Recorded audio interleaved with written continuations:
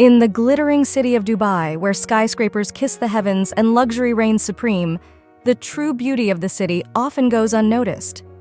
Beneath the opulence, hidden away in the shadows of towering structures, a small soul struggled every night beneath a playground's stars.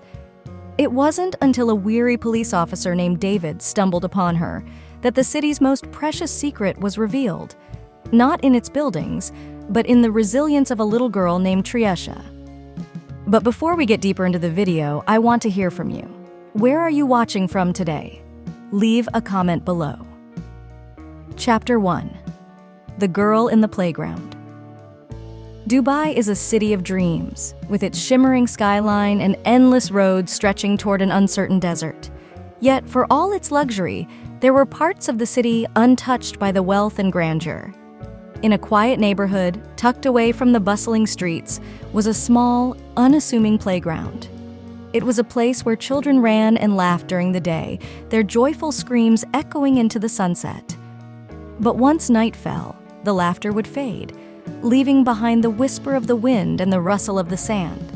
This was where Triesha, a young black girl with wide brown eyes, sought solace every night. At just 11 years old, her life had become a series of silent battles fought in the dead of night. Orphaned after her parents died in a tragic car accident 2 years ago, Triesha had been living in the shadows, wandering from one place to another. She had no family in Dubai, and the orphanage she was sent to had become unbearable. So, one night, with no shoes on her feet and nothing but a small, tattered blanket in her possession, Triesha left the orphanage and sought refuge in the playground. At night, the world seemed gentler. The moon and stars were her companions, and the swings became her bed. The cool sand beneath her feet offered more comfort than the crowded dormitory of the orphanage ever had. Every night, she would curl up under the slide, clutching her blanket tightly, and pray for better days. But no one noticed. No one stopped to see the girl hiding beneath the playground. She was invisible, lost in the city's endless sea of faces. Chapter 2.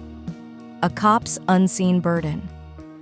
David had been a police officer in Dubai for nearly 15 years. At 38, he was a man who had seen it all.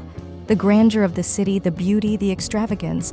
But behind every glittering facade, David also knew there was another side to Dubai.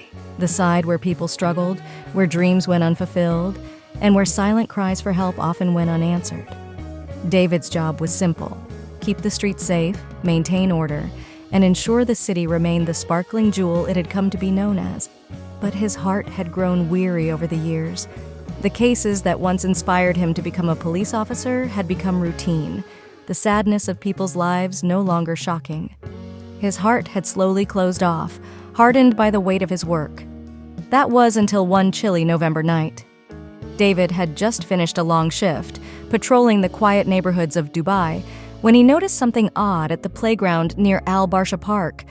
As he drove by, the flicker of movement caught his eye.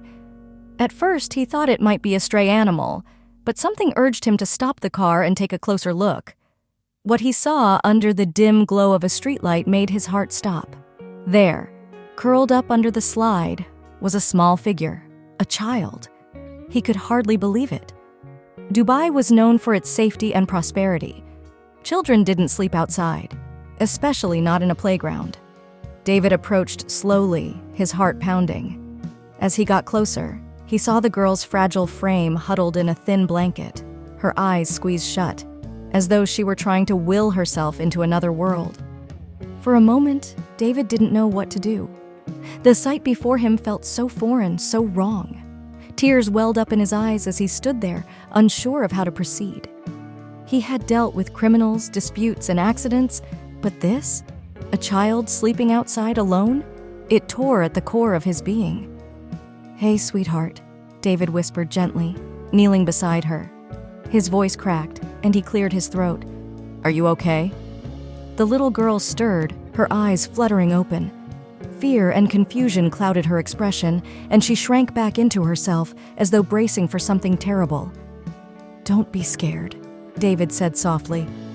"I'm not here to hurt you. I just want to help." Triesha, who had grown used to being invisible, stared up at the man with wide, frightened eyes. For so long, no one had noticed her. Now, a stranger stood before her, offering something she had nearly forgotten: kindness. Chapter 3. The story unfolds. David's heart broke when Triesha finally found the courage to speak. Her voice was soft, almost too quiet to hear. "I don't have anywhere else to go," she whispered, her eyes filling with tears. "I don't want to go back to the orphanage." David listened as Triesha told her story in fragments, each word pulling at his heartstrings. She spoke of her parents, how they had once been her world, how their sudden deaths had left her adrift. She spoke of the orphanage and how it felt more like a prison than a home. No one there understood her, and no one cared to try. The other children were cruel, and the staff, though not abusive, were indifferent. She had slipped out one night, hoping the streets of Dubai would be kinder. David fought back tears as Triesha's story unfolded. He had seen plenty of heartbreak in his line of work, but this was different. This was a child, innocent, vulnerable, and utterly alone. He couldn't leave her there. That much was clear. But what could he do? He wasn't equipped to handle a child's trauma. His job was to enforce the law, not heal broken hearts. Yet as he looked into her eyes, he knew he couldn't turn away. He wouldn't turn away. "Let me help you," David said gently. "We can find a way out of this, together." Triesha looked at him, her eyes filled with doubt. She had heard promises before, promises that were empty, promises that led to more pain. But something in David's voice felt different. Something in his eyes told her that maybe, just maybe, he meant it. Chapter 4. An Unlikely Bond. That night, David took Triesha to a nearby cafe, where they sat in a corner booth, far away from the prying eyes of the city. He ordered her a meal, and as she ate, he couldn't help but wonder how a city as wealthy as Dubai could let a child fall through the cracks.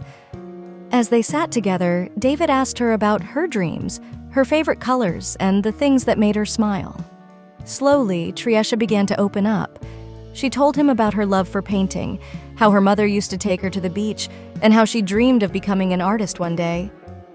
"I miss them," she said softly, her voice barely above a whisper. David reached across the table and took her hand.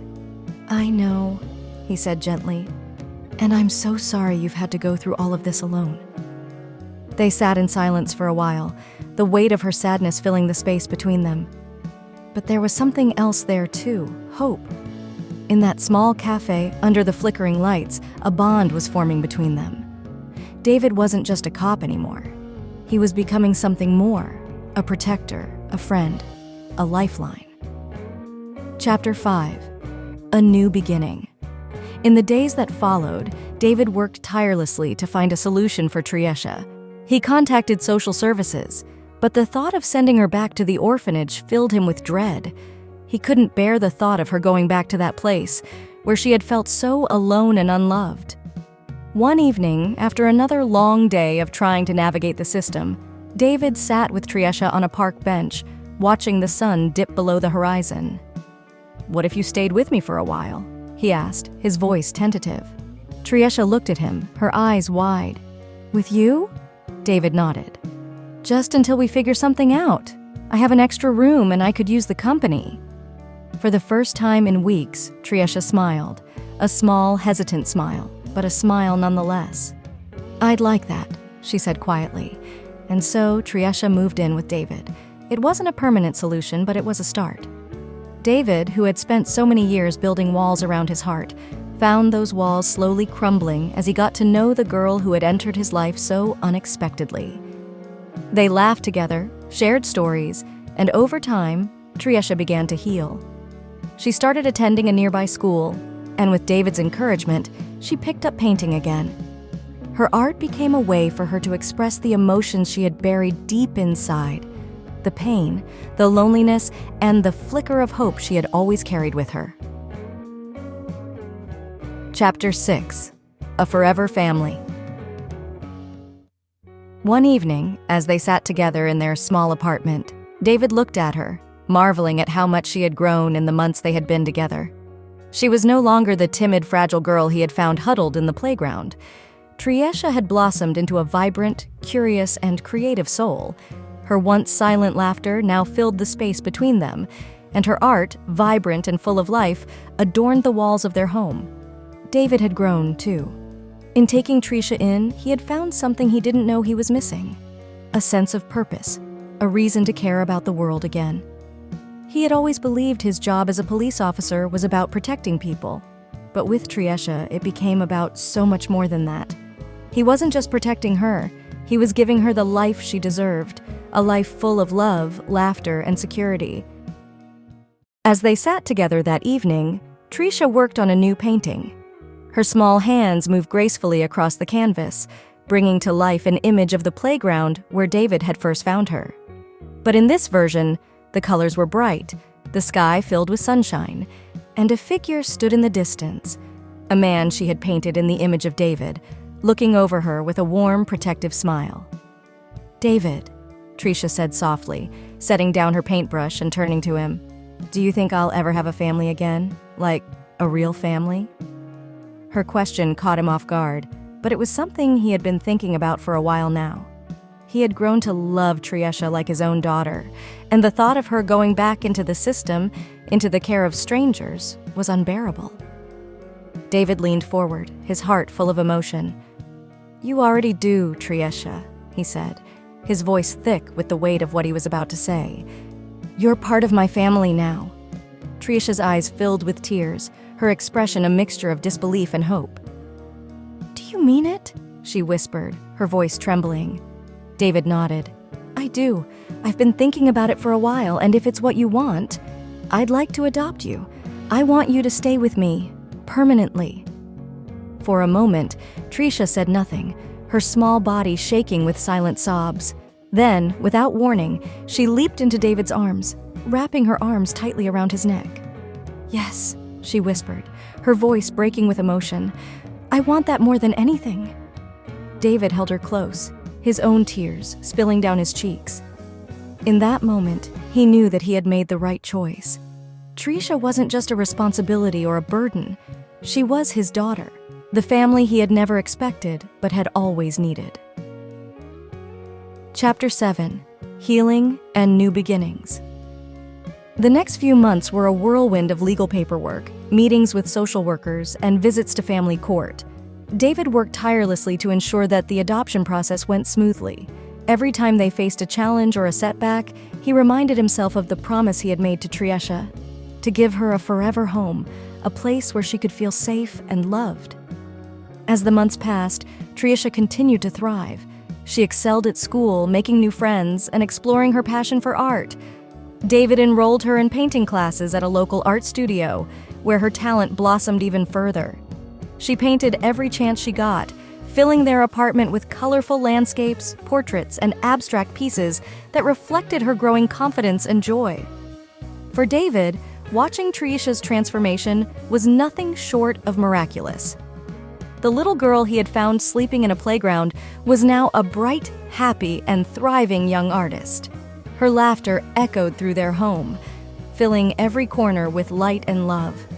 But the most important transformation was happening within David himself. For so long, he had been focused on his work, dedicating his life to protecting others from the darkness of the world. But now, he had found something even more fulfilling: being a father. It wasn't just about providing for Triesha or giving her a home. It was about being there for her, supporting her, and watching her grow into the incredible young woman she was becoming. The day the adoption was finalized was a day neither of them would ever forget.